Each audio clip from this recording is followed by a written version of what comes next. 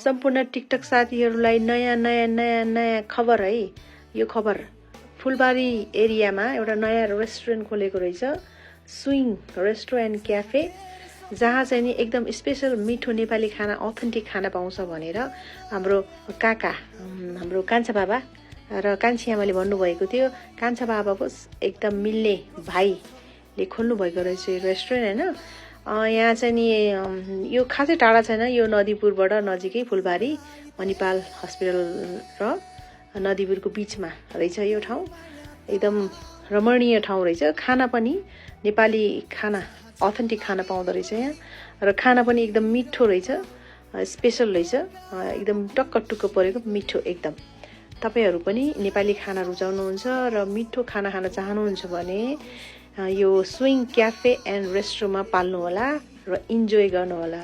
हामीले एकदम इन्जोय गर्यौँ। धन्यवाद।